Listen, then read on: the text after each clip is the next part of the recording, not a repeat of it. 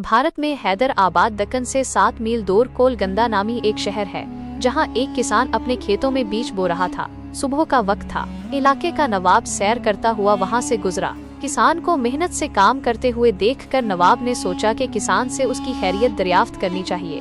वो घोड़े से उतरा और खेत के किनारे पहुंचकर किसान से पूछा, क्यों भाई, खेती बाड़ी में तुम इस कदर मेहनत करते हो, कितना कुछ कमा लेते हो, कुछ फायदा भी होता है या नहीं? किसान ने सर उठाया और नवाब से कहा, फायदा किया जनाब, फसल कटने के बाद इसके 4 हिस्से कर लेता हूँ। नवाब ने फिर पूछा, अच्छा तो इन चारों हिस्सों को खर्च कैसे करते हो?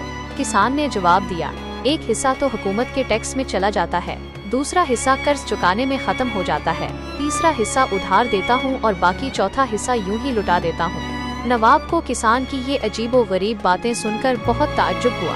हैरत से पूछा, तुम्हारी बातें मेरी समझ में नहीं आई, साफ साफ बताओ, तुम कर्ज चुकाते भी हो और देते भी हो, ऐसा कौन सा कर्ज है जो हर फसल पर अदा करते हो और फिर भी खत्म नहीं होता? और वो कौन है जिसे तुम हमेशा कर्ज देते हो और फिर 1/4 रकम तुम यूं ही उड़ा देते हो?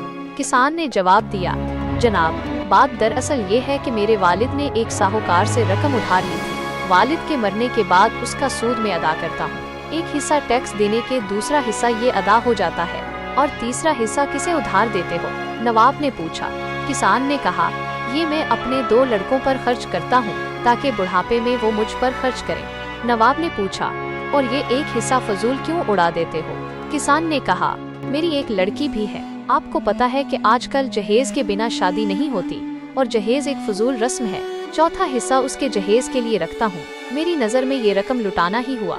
नवाब उसकी मुदल्लल गुफ्तगू से बहुत मुतासिर हुआ और एक बड़ी रकम उसे इनाम के तौर पर देकर रुखसत हो गया।